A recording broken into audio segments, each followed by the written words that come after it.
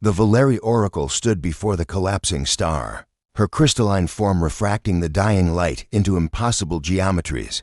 For 3 millennia, she had inscribed prophecies into stellar cores, weaving fate itself into the cosmic fabric. But this final vision trembled through her consciousness like a cancer, chaotic, defiant, wrong. "Scribe Zethamer," she commanded, her voice harmonizing across 7 dimensions. "Record this warning for all who come after." The faithful scribe positioned his neural interface against the star's surface, ready to etch the prophecy into quantum fire. The oracle's eyes twin galaxies of swirling time fixed upon futures that made no sense. "There will come a race with no design, no destiny, only defiance," she began, each word burning into the star's dying heart. "They will burn their own sky to reach the stars. They are the undoing, the spark that will not obey." Round them, the Valeri Council watched in stunned silence. For 10,000 years, every prophecy had followed cosmic law, predetermined threads in reality's tapestry. This was different. This was chaos given form. "What do you see, Oracle?" asked High Curator Velthara, her voice tight with concern. The oracle's form flickered, nearly losing cohesion as the vision intensified. "A species that builds empires from ruin. They take broken worlds and forge them into gardens. They face extinction and laugh."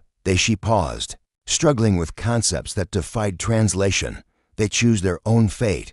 "Impossible," whispered the curator. "The cosmic order means nothing to them." The oracle's cry shattered 3 nearby asteroids. "They are the variable that unravels equations, the factor that makes certainty uncertain. I see them inspiring others, awakening the dormant, teaching the conquered to rebel." Scribe Zethamer's hands trembled as he continued recording. "What are they called, Oracle?" The dying star pulsed, and in its final light, she saw them clearly: bipedal, fragile, magnificent in their stubborn refusal to accept limits. "Human," she breathed. "Beware the ones called human." The star collapsed into darkness, taking the prophecy with it. The Valeri dispersed across the galaxy, certain that such a chaotic species could never evolve. They were wrong. 30,000 years later, in a small research station orbiting Kepler-4b, xenoarchaeologist Dr. Elena Vasquez discovered the first human bones. As she carefully extracted the fossil from Martian soil, she had no idea that halfway across the galaxy, ancient monitoring systems were awakening, detecting the electromagnetic signatures of a species that shouldn't exist. The prophecy was beginning. The Nexus hummed with 10 million years of accumulated data, its crystalline processors calculating the movements of civilizations across the Andromeda spiral. Prime Analyst Kethviran, a being of pure thought housed in quantum matrices, reviewed the daily reports with mechanical precision. Nothing had surprised the Nexus in millennia. Until today, anomalous readings from Sector 7 Gamma, reported sub-analyst Murthy, her digital consciousness manifesting as geometric patterns of concern.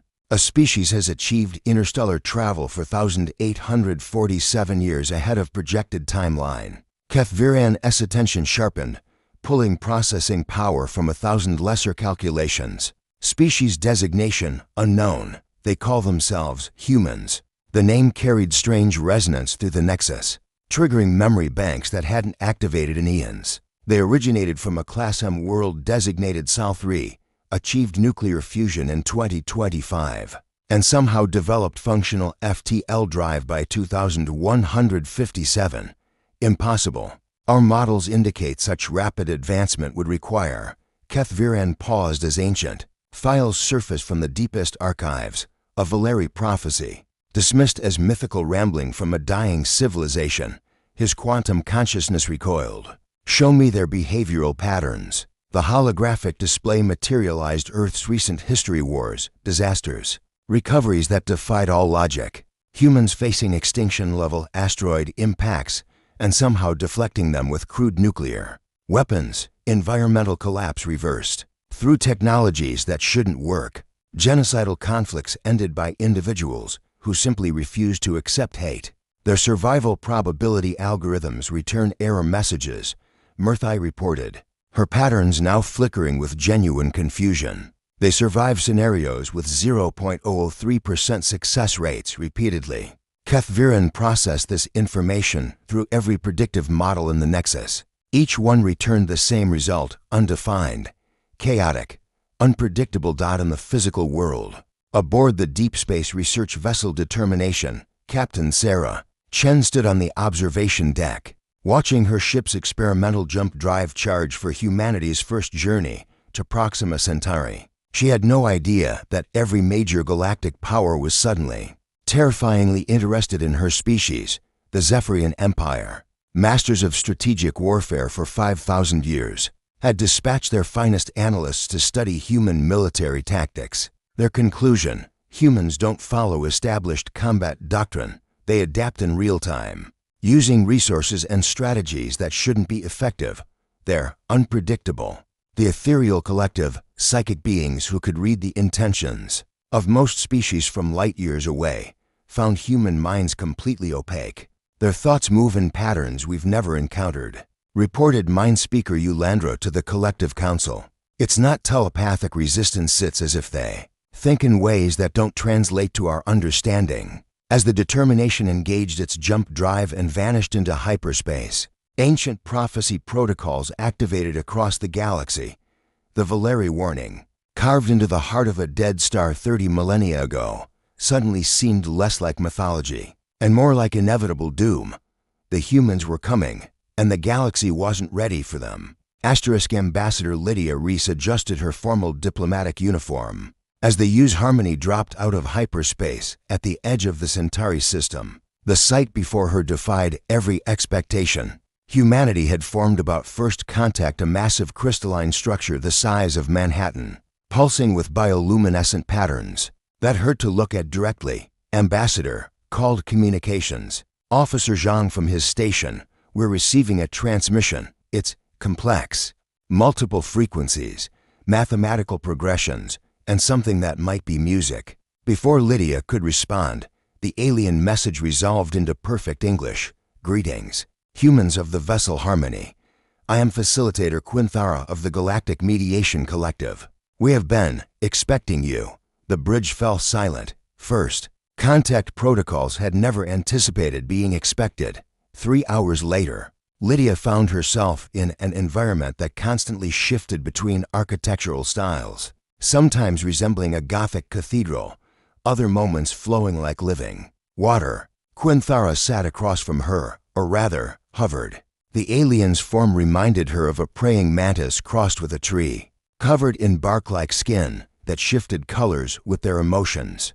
Your species presents us with a unique challenge, Ambassador Reese, Quinthara began, their voice carrying harmonics that seemed to resonate in her bones. For the past 3 months, ever since your first FTL signature was detected, the Galactic Council has been in emergency session. Emergency session? Lydia kept her voice carefully neutral. I wasn't aware our existence was cause for alarm, Quinthara asked. Bark skin shifted to deep purple. What you would later learn indicated profound unease. There's an ancient prophecy, spoken by the Valeri Oracle before her star died. It speaks of a species that would emerge from the outer rim, one that builds empires from ruin and refuses to obey the natural order. That sounds rather dramatic for a species that just learned to travel between stars last month, perhaps. But consider your own history, Ambassador. Your species has survived supervolcanic eruptions, asteroid impacts, ice ages, and your own nuclear weapons. You've repeatedly faced extinction and simply refused to accept it. Quinthara leaned forward, their compound eyes reflecting like fractured mirrors. Our AI models cannot predict your behavioral patterns. Every simulation we run of human galactic interaction ends in fundamental change to established order. Lydia felt a chill despite the comfortable temperature. What kind of change? Revolution, awakening. Species that have accepted their place in the cosmic hierarchy for millennia suddenly remembering. They have choices. Quinthara's colors shifted to urgent orange. 3 systems have already been affected. The Drakmori, slave caste, heard about human labor unions and organized strikes. The Veltaran theocracy is dealing with questions about individual rights. After intercepting your philosophical broadcasts, back on Earth, in the UN headquarters in New Geneva, Secretary General Maria Santos reviewed the first diplomatic reports from the Centauri mission. The implications were staggering, not because of what humanity might gain from galactic contact, but because of what they might inadvertently cause. They're afraid of us, she told the assembled Security Council. Not because we're militarily superior or technologically advanced. They're afraid because we don't stay in the boxes they've built for civilization. In the deepest archives of the Nexus, Kethviren compiled a comprehensive report for the Galactic Council. His conclusion was simple and terrifying. Humanity represents a fundamental threat to galactic stability, not through conquest, but through inspiration. They are the catalyst that could awaken every suppressed species, every controlled population, every stagnant empire. Asterisk. The prophecy was no longer coming. It had arrived. Dr. James Liu stood in the observation lounge of the UES Pathfinder, watching the Veltaran homeworld grow larger in the viewport. 6 months had passed since first contact, and humanity's diplomatic missions were spreading across the local galactic arm. What they found was both wondrous and deeply troubling. The demonstrations started 3 days ago, reported his cultural attaché, Dr. Amara Okafor, reviewing her tablet. The Veltaran working caste, they call themselves the burden bearers, learned about human concepts of workers' rights through our cultural exchange programs. Now they're refusing to work 16-hour shifts in the crystal mines. James rubbed his temples, feeling the weight of unintended consequences. How many systems are we talking about now? 47 confirmed cases of civil unrest directly attributable to human cultural contamination. Amara replied, using the term the Galactic Council had coined. The Zephyrian Empire is dealing with military units questioning orders. The ethereal collective has 3 colony worlds where psychic communion is being refused. Even the Drakmori, who haven't had a single rebellion in 8,000 years, are experiencing what they call unprecedented social deviation. The door chimed, and Captain Sarah Chen entered, her expression grim. We've just received a priority message from Earth. The Galactic Council has issued what they're calling a containment protocol. They want to limit human contact to designated systems and restrict our cultural exchanges. Containment. James stood, his diplomatic training warring with his human instincts. We're not a disease.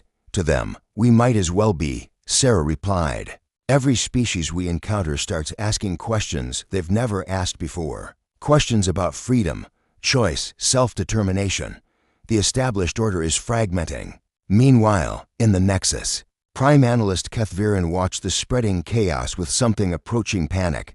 The latest report from the Drakmori Empire described entire caste systems collapsing as lower-tier citizens demanded education, representation, and basic rights. The Veltaran theocracy was struggling with believers who suddenly wanted to interpret religious texts for themselves. Rather than accepting priestly doctrine, the contamination is accelerating, reported sub-analyst Murthai, her digital consciousness now permanently configured in distress patterns. Species that have been stable for millennia are experiencing complete social restructuring. The humans aren't even actively promoting revolution. Their mere existence is revolutionary. On the remote mining world of Kethver, burden bearer Timolan stood before his fellow workers, holding a crude translation of the Universal Declaration of Human Rights. His species had evolved to be naturally submissive, bred for 10,000 years to serve the priestly caste without question. But something in the human concepts had awakened something ancient.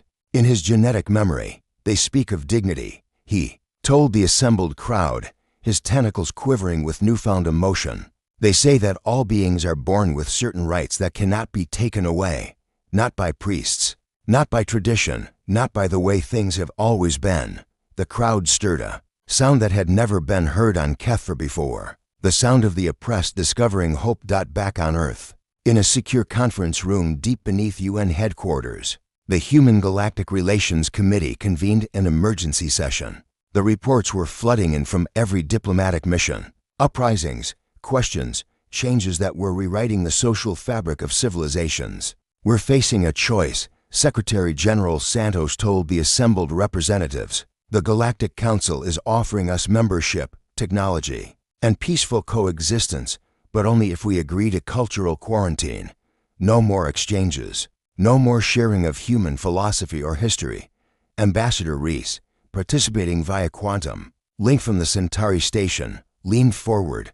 And if we refuse, they classify us as a galactic threat, potential military action to prevent further contamination. Santos paused, her face grave. We've become what they fear most, not conquerors, but liberators, and they're not sure the galaxy is ready for liberation. The ancient prophecy was fulfilling itself in ways the Valeri Oracle could never have imagined. Humanity wasn't destroying the galactic order through war or conquest. They were destroying it through something far more dangerous, the simple, radical belief that intelligent beings deserved to choose their own destiny. The great assembly of galactic civilizations had not convened in its full form. For over 2,000 years, the vast amphitheater, carved from a single asteroid and situated at the gravitational center of the Nexus cluster, now housed representatives from 847 different species. The air itself thrummed with tension as ancient languages mixed with universal translators, creating a cacophony of concern. At the center of the chamber stood two figures who had become the focal point of galactic history. Ambassador Lydia Reese, representing humanity's 12 billion souls, and Archon Valthurian, the eldest member of the Galactic Council, whose species had helped establish interstellar law when the universe was younger. The evidence is clear, Valthurian intoned, his crystalline form refracting the chamber's light into prismatic patterns of judgment. In the 18 months since human contact began, we have documented 1,247 instances of social disruption across 89 star systems. Rebellions, reformations, and revolutions, all traced to what humans call ideas. Lydia stood calmly despite the weight of nearly 1,000 alien gazes upon her, honored Archon. With respect, we shared knowledge freely, as is the right of all sapient species. We never forced our beliefs on anyone. Forced, the Drakmori representative. Hive speaker Ixathara rose from her position, her insectoid form clicking with agitation. You did not need to force. My people have served the Empire for 8 millennia without question. Now our worker drones speak of collective bargaining and individual expression. Our entire civilization is restructuring itself around concepts that should not exist. Murmurs of agreement rippled through the assembly, the ethereal collectives. Mind speaker projected waves of distress directly into the consciousness of every psychic species present. The Zephyrian military attaché displayed holographic reports of soldiers refusing orders that violated their newfound understanding of ethics. This is precisely what the Valeri prophecy warned us about, declared Curator Yelmaner, her ancient voice carrying the authority of millennia. A species that would not accept the natural order, that would spread chaos disguised as freedom. Lydia felt the weight of history pressing down on her shoulders. In her earpiece, she could hear the whispered voices of her team strategists, philosophers, and historians who had spent months preparing for this moment. But in her heart, she knew the decision wasn't theirs to make. It was humanity's.